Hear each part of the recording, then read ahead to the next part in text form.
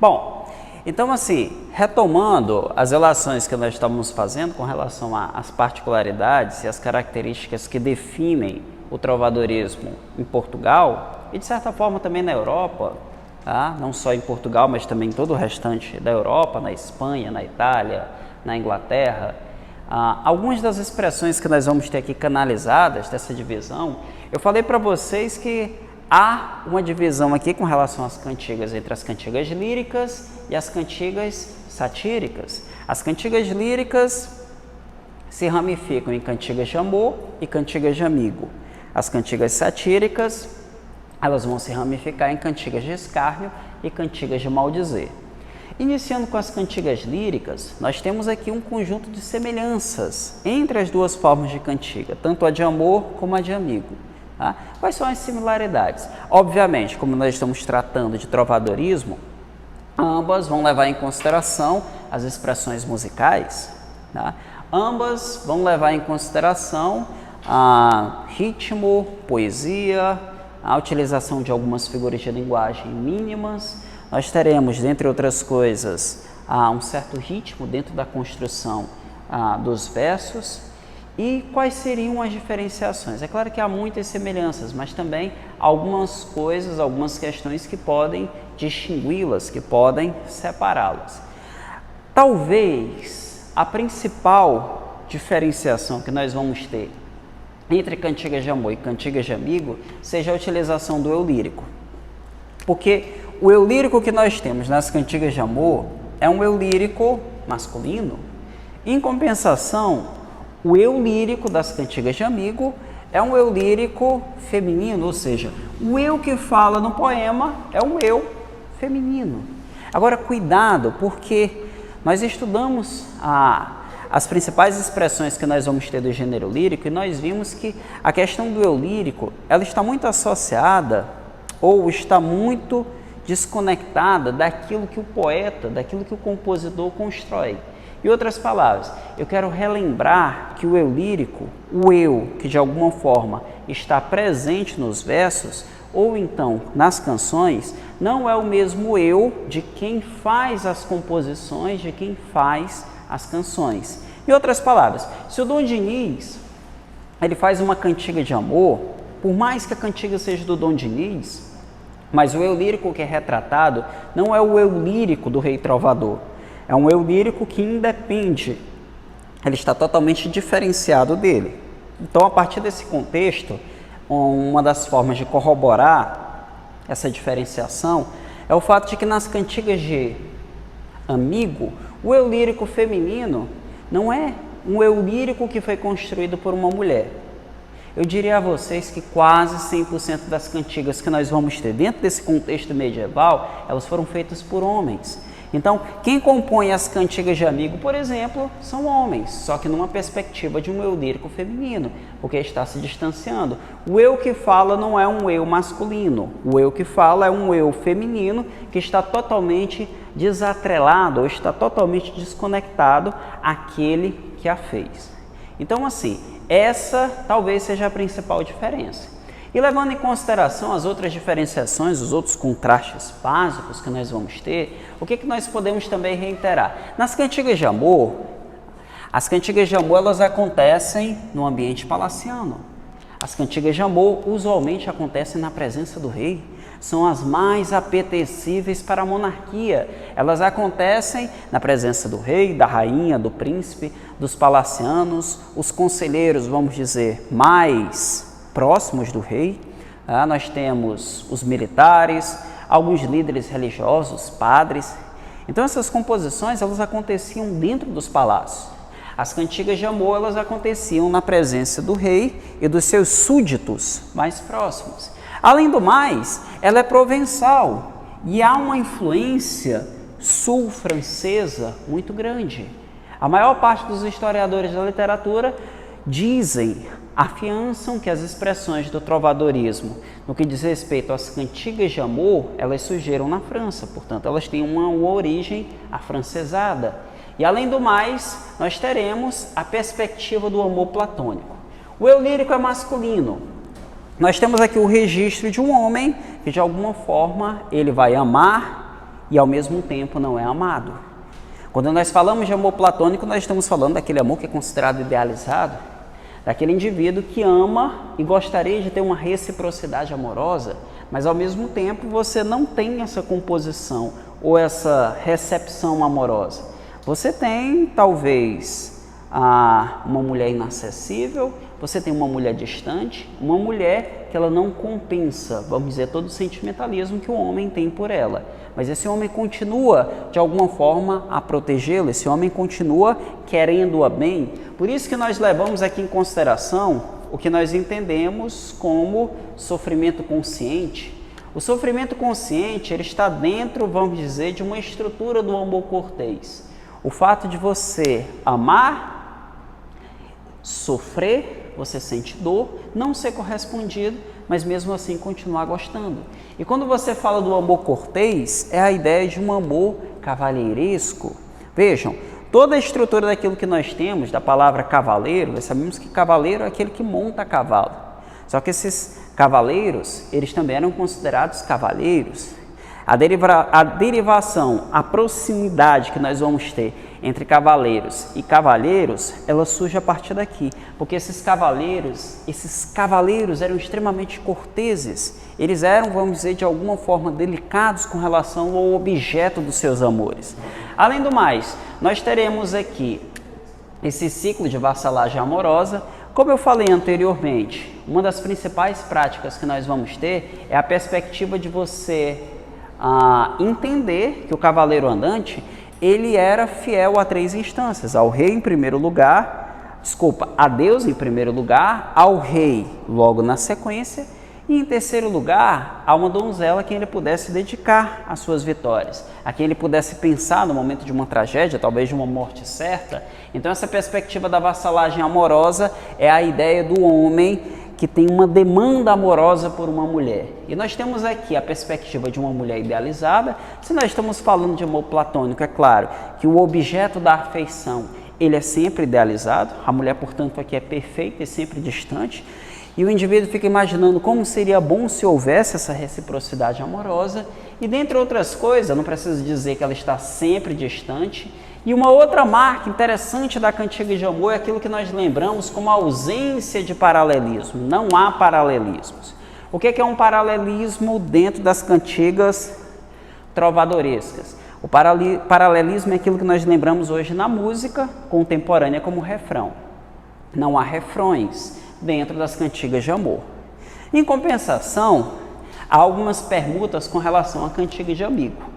Porque algumas das concepções daquilo que nós entendemos como cantigas de amor vão se diferenciar dentro das construções das cantigas de amigo. A primeira delas é que se nas cantigas de amor o ambiente, o espaço em que as cantigas são processadas e executadas é palaciano.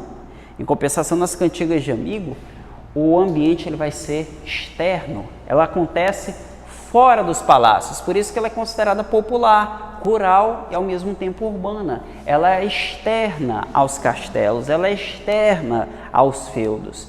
E além do mais, nós teremos aqui uma influência espanhola. Se a influência que vai haver aqui dentro das cantigas de amor é uma influência francesa, a influência que estará aqui é uma influência espanhola.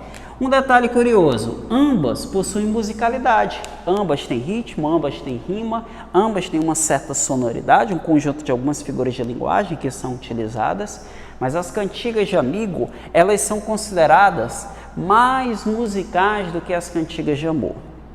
E nós teremos outros sim, se nas cantigas de amor não há o paralelismo estará presente nas cantigas de amigo. Isto é, nós teremos refrões dentro das cantigas de amigo. Além do mais, nós teremos a principal diferenciação, o eu lírico feminino, a perspectiva da mulher que sofre. Se aqui, nas cantigas de amor, a perspectiva é do homem que ama e não é correspondido, nas cantigas de amigo é da mulher que ama, é correspondida, só que ela sempre está em um estágio de desespero, de medo, porque ela ama um cavaleiro andante. E esse cavaleiro, ele pode em algum momento não retornar. Por isso que cria-se toda uma atmosfera de lamentação e ao mesmo tempo de sofrimento. Aqui é um amor natural, real, espontâneo, é um amor feminino, é um amor mais delicado, é um amor cheio de cuidado. E nós teremos a natureza como cenário das metáforas, a religiosidade e, ao mesmo tempo, certos diálogos que são endossados dentro da construção das cantigas. Então, para finalizarmos assim, o que a gente estava tratando com relação às cantigas, nós vimos as cantigas líricas, as cantigas que tratam dos sentimentos com suas respectivas ramificações, tanto as cantigas de amor como as cantigas de amigo. E a partir de agora nós vamos tratar das cantigas satíricas. As cantigas satíricas estão divididas em cantigas de escárnio e cantigas de maldizer. Reiterando, se as cantigas líricas são aquelas que tratam de sentimentos, aquelas que tratam basicamente de emoções e lances amorosos, paixão, correspondência, espera e ao mesmo tempo valores amorosos, as cantigas satíricas, elas têm mais o intuito de uma espécie de radiografia social. Nós estamos falando da Idade Média. Uma das formas de entretenimento mais barato que havia para a maior parte das pessoas era o mexerico, eram as conversas de porta de casa, eram as fofocas, os causos cotidianos, como cientistas sociais chamam hoje. Então, quando nós estamos levando aqui em consideração o que seria isso, nós temos um tipo de cantiga que é muito utilizado para fazer uma espécie de radiografia de todos aqueles que são considerados fofoqueiros dentro do plano social. As cantigas satíricas, elas vão se alimentar disso. O que é uma cantiga satírica? O que é uma sátira? É uma crítica que leva em consideração o humor. Então, quando a gente está tratando aqui das cantigas satíricas, a priori a gente começa com as cantigas de escárnio.